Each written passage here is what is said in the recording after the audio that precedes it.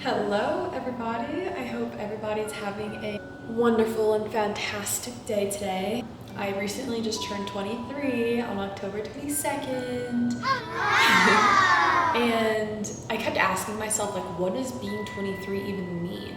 Do we even know as a collective what that means?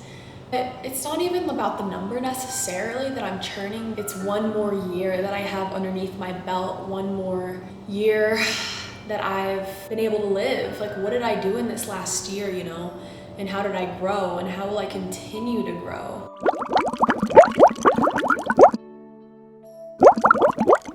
And so I wanted to write down as many different life lessons that would come up for me in that moment. And so I wrote them all down in my notes app. I only came up with 15, but that makes sense because I am only 23. Like, there's so much more to learn in this lifetime. And so, yeah, I just thought I'd come and share it with you because I'm sure if it's helped me, I've learned it, it could hopefully help somebody else in the future. And yeah, I just hope you all enjoy. Life lesson number 1, the harder the conversations and emotions are the ones that really build you and transform you, as long as you're able to communicate effectively. So what that means is those conversations that you don't necessarily want to have, those are the ones that are probably going to be the best for you. Things that are harder sometimes are the things that need to see their way out. Like, speak up. If something is bothering you, a relationship, a friendship, like, you want to make sure you let it out. You don't want to continue to hold it in anymore. And so as long as you can get through those hard conversations, then you're set. All right, number 2, enjoy and worry about only the present moment. The present moment is truly the only thing we ever have. Everything that's in the past has happened. You can't change it. It's not even real anymore. The energy is gone. There's no more energy left there. What important thing do you have then right now? You know, like, you're creating those memories in the present moment. You can't create them in the future. The future hasn't happened yet. You can plan for the future, but just taking a breath and being so in the present and enjoying it fully, like, that I feel like is how you live your life to the fullest, is in the present moment, you know? If anything's out of your control, let it go. You can't be reminiscing on the past, focus on the future. That can create anxiety. You don't want to do that. It's always fun to plan for the future, but as long as it's not anxious ridden. Number 3, prioritize yourself. Prioritize your well-being, feed yourself, nourish yourself. See yourself as a kid. How are you gonna feed your kid? How are you gonna love your kid? How are you gonna show your kid love, you know? These are the different questions you should ask yourself, and how would you want to be treated? Treat yourself that way. Of course, practice healthy habits. Number 4, things that aren't the most fun in the moment tend to pay off in the long run. Specifically, ice baths, running, all those hard tasks that we kind of, as humans, put on the back burner because it's like, oh, that doesn't sound that appealing. Like, these are the things that are gonna make you stronger as a person, that are gonna build you, create confidence within you. Like, the more that you set these goals and expectations for yourself and actually go through with them, the stronger you're gonna come out, feeling, overall, looking, everything. It's all connected. All right, number 5, you have an opportunity in every moment to choose love. You're always on this stream, okay? The stream of love. And so if there's a rock or something, you don't want to stay on the stream that's going to lead you towards the rock. You want to stay on the flow of the stream that's going to lead you more easily and more flowy. And just choose groundedness, choose calm. Any moment that you feel yourself getting like a little anxious-y, sporadic, or whatever it is, you know, any energies that may not be you at your core, choose love. There's always 2 different paths. Like, choose love. Yeah. Next one is you create your own reality. You choose how much love you give to yourself. You choose what you give your energy to, your mind garden. Like, take care of that. You choose. You can create whatever you want. You have a dream, go for it. You wanna focus on a relationship, a friendship, do it. You create your own reality. Once you change what's up here, everything on the external will change for you as well. Next one is the more energy you put towards something, the more that you will grow. This kind of goes along with the last one. Just be aware and conscious of what you're giving your energy to. You don't want to be giving your energy to things that are draining, things that aren't helping you be the best you. Always make sure that you are giving your energy to things that are in alignment with you, source, love, who you are at your core. This applies not only to people, relationships, but your thoughts. So tend to your mind garden. And then this next one, I feel is very, very important because as human beings walking on this earth, we have a tendency to sort of project our feelings outward. If our feelings aren't healed, aren't heard, then we will project them outwards to those around us. Come into interaction with a friend, let's say, and you're not feeling well, so you like snap on them, you know, and then you don't make them feel good. And that has nothing to do with them, but that has everything to do with you. Vice versa. Like if somebody is snapping on you or somebody is like upset and like kind of taking anger out on you and you haven't done anything, it's not on you. And I feel like that's a hard pill to swallow sometimes because as humans, like we do tend to make life really all about us, which it's a balance of both. But you just gotta remember that you can't take that personally, and you also wanna be aware and conscious of what energy you're rocking, what energy you're walking around with, how you're interacting with humans around you, because you wanna interact with humans with love and kindness and respect and peace and joy. So be aware and conscious because some of these feelings that aren't healed might come out unless you are conscious. And also, you're human, so sometimes you will slip up and sometimes you will mess up, and that's okay. Just remembering to always do your best. That's all we can all do, right? Next one is practice self-discipline acts that allow you to flourish.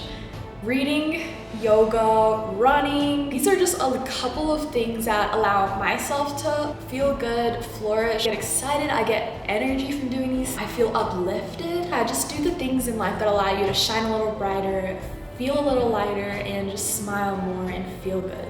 Next one is that healing is not linear. Healing is an ongoing transformative act. It's constantly happening. You're constantly healing. And saying healing does not mean that you're broken. It's more so taking care of those parts of us that weren't taken care of, either growing up, in a past life, whatever it is. It's these parts of us that maybe we neglected, others neglected, parts of us that didn't receive as much love. And now that we are able to be more aware and conscious of that, we can choose to heal those parts of us, give those parts of us love, feed ourselves, nourish ourselves, love ourselves, take care of ourselves in the way that we would have always wanted to be treated. And never, ever, ever be discouraged. It's a process. It's easy to get discouraged because you don't see your results right away, but keep doing you, keep working on yourself, keep doing inner work because that's what's most important. And I promise you that it will pay off in the long run and you will feel good. You will feel good. My next one is to have patience. Patience and trusting that the universe has you always. The universe is doing things for you, not to you. When something bad is occurring, sometimes we view that, we shut down. However, the universe would never do anything without intention behind it. And so it's important to remember that there is a greater purpose that maybe we don't know about yet, but it's there. It's there, and we have to believe that it's there. We have to trust. We have to be patient. Source always has a bigger plan. Next one I really like because I've always grown up liking a lot of different things and loving art, loving dancing, whatever it is. Humans have created this system to sort of put us in a box, like you have to choose what you want to be for the rest of your life. You have to choose what you want to do, what you want to listen to, what you want to eat. No, you are not a box. Not born to fit into a box. That is not what this life experience is about. Maybe if you have your one thing, do that, love that for you. However, like if you feel like, oh, like I want to try this or I want to try this and this is fun and I want to enjoy this, like we are creators. Like we are creators of this reality. Like there is so much to experience in this world, and for you to think that even for a second you were only meant to do one thing for the rest of your life, that is crazy. You're an artist, you're a sister, you're a brother, you're a mom, you're a dad. Like you are so many things, you're so many roles. You are so abundant in what you can do. So do whatever you feel you want to do. Next one, I really like a lot, because I feel like we all know life is very unpredictable. We don't know what's gonna happen next. And that's why, one, it's important to be in the present, but two, be okay with your path changing. Be okay with your path changing. Rejection is redirection. Rejection is redirection. And if you even feel like slightly like in your heart, in your soul, that there is maybe something more out there for you, then go do that. There probably is way more out there for you. Like if you're feeling stuck, stagnant, whatever it is, there is probably more out there and it will come to you, I promise you. So be okay with your path changing and know that you don't have to do things the way that your parents, your grandparents, your ancestors, however, you don't have to do things the way that they want you to do. You're able to create your own path, and that should be okay, and that should be accepted, and that should be loved and appreciated. If we were all to follow the same path, we would all, I don't know, there'd be no fun, there'd be no diversity, there'd be no nothing. Like it'd just be, life would be mundane. Yeah, it's just do you. Be okay with your life path changing. That's what life is all about, is experiencing it. This is my second to last one. The same thing can happen to two different people. Depending on the perspective, one person could view an occurrence as negative and the other as positive. It really is all in the perspective of the self. Two kids could grow up in the same household with super strict parents. One could come out squeaky clean, one could come out a rebel.